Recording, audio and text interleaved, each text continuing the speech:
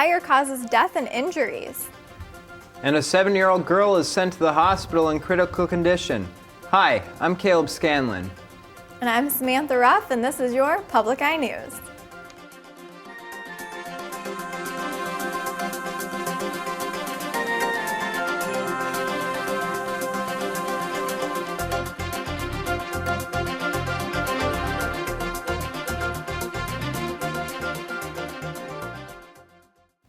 At the Beacon House in Marquette on Saturday, the 7th annual Walk Kyle Mile was held.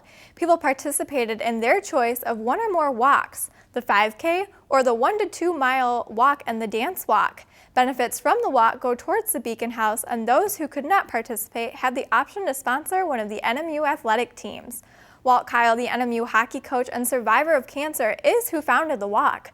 Participation fees for the walkers and dance walkers cost $10 at the event.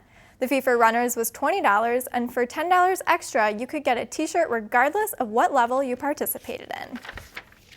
Northern Michigan University hosted the Walk MS at the Superior Dome on Sunday. Different colored t-shirts were worn by the walkers, representing how much money they donated. The money raised goes to fund multiple sclerosis research at in-state tuitions. On Sunday morning, the event had raised $7,000 and was expected to pass the $10,000 target amount. In Kingsford, a man is asking a judge to overthrow evidence police found in his home last January. Kingsford police found more than 200 marijuana plants inside the home of Randall Fleck. The search was initiated after Fleck's daughter mentioned to her kindergarten teacher about the plants and that she was not allowed to tell anyone about them. Kingsford police investigated the home with probable cause, according to federal magistrate Judge Timothy Greeley.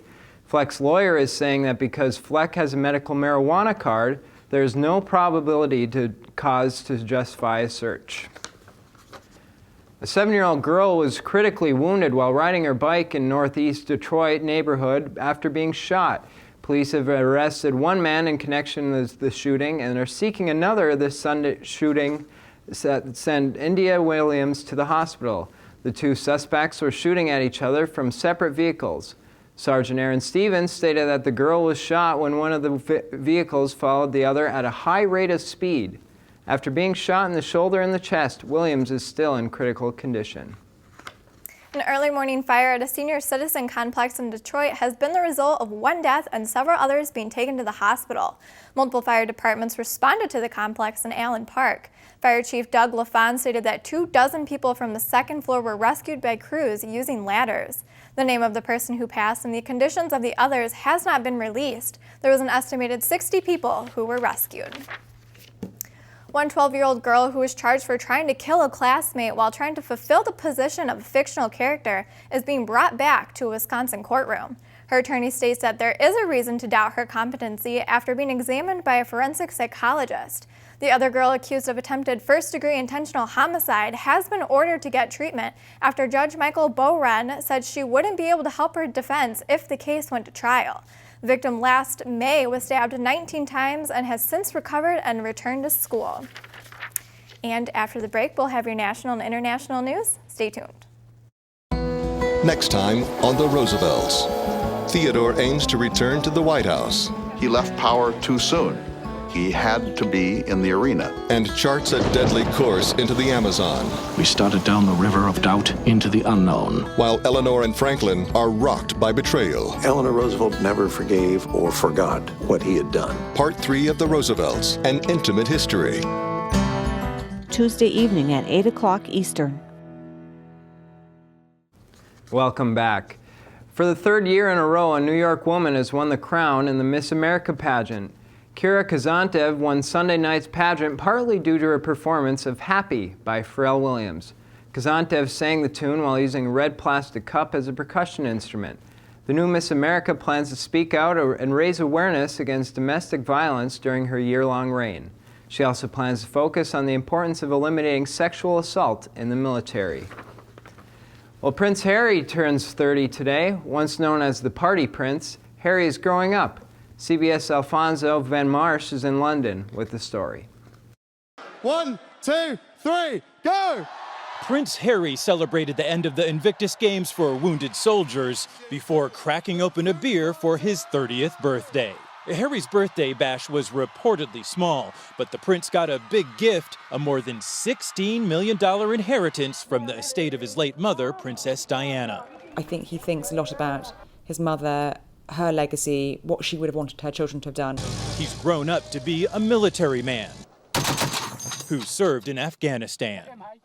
Prince Harry is incredibly popular here in the UK, but most people wanting a birthday photo with the prince will have to settle for this, a wax museum figure of the prince unveiled to mark his 30th. Is he an eligible bachelor? Of course. There have been girlfriends and some scandalous headlines, like Harry's naked party vacation in Las Vegas. Now some wonder if it's time the Playboy prince settled down. I hope he's looking at his brother and thinking, you know, that's what I want, a family and some little kids. Harry doesn't seem to mind that his brother William is expecting another baby, bumping him further from the throne. Great. Great to live life as a royal without the pressure of one day becoming king. Alfonso Van Marsh, CBS News, London. One of two wildfires in California threatened homes after it grew by hundreds of acres during the night. The fire, which started 60 miles away from Sacramento, forced people from 133 homes to evacuate. Overnight, the fire spread 900 acres to 3,900 acres, which is a little more than 6 square miles. The second fire near the entrance of the Yosemite National Park required authorities to evacuate about 1,000 residents out of around 400 homes. 21 structures have been damaged or destroyed after the fire that began Sunday afternoon. The United States is rallying support for a global coalition to take on ISIS in Iraq and Syria. About 30 countries have agreed to join the fight. This morning, diplomats from around the world later met in France to hammer out a strategy. Susan McGinnis reports from Washington.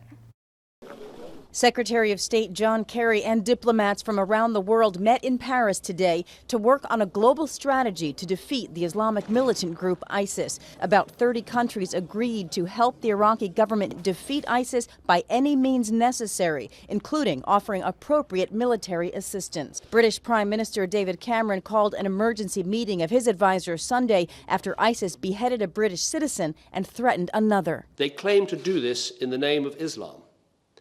That is nonsense. Islam is a religion of peace. They are not Muslims, they are monsters. Cameron is promising to support U.S. military efforts with logistics and intelligence gathering. President Obama has promised no U.S. combat troops on the ground as the fight expands from Iraq to Syria. It's going to take an army to beat an army, and this idea we'll never have any boots on the ground to defeat them in Syria is fantasy. Congress will vote this week on President Obama's request for $500 million to train and equip moderate Syrian rebels in their fight against ISIS. I think the plan is the best possible one because it recognizes this is not just a military struggle, it's also a political struggle. The measure is expected to pass. Susan McGinnis, CBS News, Washington. A smartphone sidewalk lane has been created in the Chinese city of Chongqing. The separate lane is to be used for those who will be texting and tweeting so they don't need to watch where they are going. The area in the city's entertainment zone is managed by marketing official Nan Cheng. Nong said that the idea stemmed from a comparable area in Washington, D.C., created by National Geographic TV in July as a behavior experiment. Although most pedestrians are not taking the new lane seriously, there have been many that have been taking pictures of the signs and sidewalk. Last week, a 10-year-old goldfish survived a 45-minute operation to remove a life-threatening tumor. George the goldfish is expected to live another 20 years after his successful surgery at Lort Smith Animal Hospital in Melbourne, Australia. George was placed in a bucket of water laced with general anesthetic in order for Dr. Tristan to perform the procedure. Once the procedure was done, George was returned to a normal bucket of water where he received painkillers and antibiotics. The operation removed the tumor successfully, allowing George to begin swimming again minutes later, and he's in good health. And after the break, we'll have your sports and weather.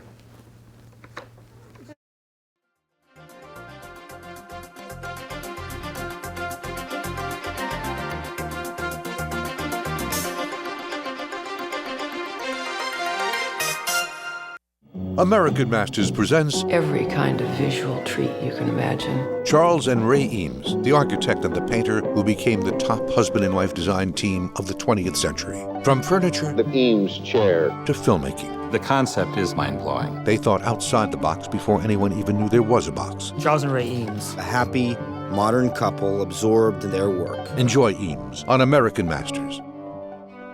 Watch Tuesday afternoon at 1. Welcome back, and as you can see behind me, the weather's a little iffy today. If you've been out for any length of time, you know that it's not too consistent today. But that's the nature of this season. If you look at the weather today, it's mostly sunny. The temperature's around 56 degrees with winds from the north-northeast at 9 miles an hour, with a barometric pressure of 30.09 inches and holding. Tonight, we have a partially cloudy with low of 43 degrees and winds from the west-northwest at 8 miles an hour. Looking ahead to tomorrow, you can see that it is going to be mostly sunny with a high of around 67 degrees, winds coming from the west at 11 miles an hour. If you look around the Upper Peninsula, you can see in Sault Ste. Marie that it is 57 degrees and partially sunny. It's 59 and also partially sunny in Manistee. In nearby Escanaba, it's also 59 and partially sunny. While down in Menominee, it is 55 and partially sunny. And up in Iron Mountain, it is 61 and partially sunny. Over in Ironwood, it is 54 and partially sunny, while up in Houghton, it's 56 and partially cloudy. While back at Marquette, it's 56 and partially sunny. If you look ahead, you can see that this Wednesday, it is to be 51 degrees with a low of 40 degrees and rainy. The high for Thursday is 59 degrees with a low of 48, mostly sunny. Friday, it's predicted to be rainy with a high of 62 degrees and a low of 57 degrees. I hear the Wildcats are doing a lot better than the weather in Marquette. That's true. They're 1-1 on this year and looking ahead to a better season. The Northern Michigan University football team won their non-conference game at Quincy on Saturday after scoring 31 unanswered points to the team to put the team at 1-1 heading into next week, Game 3 of the year. The Wildcats racked up 377 total offensive yards due to the run game led by junior running back Wyatt Jurison and the go-to receiver Kelvin Smart, who hauled in 6 passes for 114 yards from quarterback Shane Brown. Quincy managed to score first, but it was all NMU from that point on when big plays on defense kept their scoring to a minimum. Junior linebacker Levi Perry led the defense with an impressive 12 tackles, 10 of which were solo hits. NMU returns to the Great Lakes Conference action when they take on Hillsdale on the road September 20th. It was a great day in international sports Sunday when the United States basketball team took home the championship in the FIBA World Cup when the team defeated Serbia in the final game 129-92. The beginning of the tournament looked rough when the U.S. key players, including LeBron James and Carmelo Anthony, backed out of the competition to remain injury-free in the NBA offseason. But with leadership of the young talent, the team rolled by their opponents with ease. Cleveland point guard Kyrie Irving was named MVP of the final game after adding 26 points to the team's progression and ultimately bringing home the gold. In NFL news, the Detroit Lions lost a big NFC matchup against the Carolina Panthers on Sunday, 24-7, when several offensive mistakes held the team to only 1 touchdown and a resulting 1-1 record. Lions running back Joique Bell fumbled twice with turnovers resulting from both. And rookie kicker Nate Freese missed 2 makeable field goals to hold the team back early in the game. Quarterback Matthew Stafford added an interception to the game, and his post-game interview stated that he was upset about it. The Lions will welcome the divisional rivals and the Green Bay Packers this weekend at Ford Field. Kickoff is 1 p.m. Well, I'm definitely sure that the Lions will be looking for some revenge next week, especially against a division rival.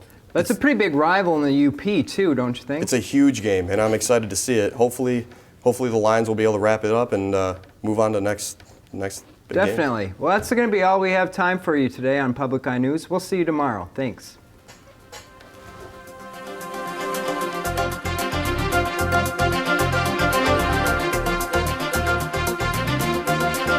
The preceding program was produced in studios located in the Edgar L. Hardin Learning Resources Center by WNMU-TV, Northern Michigan University Public Television.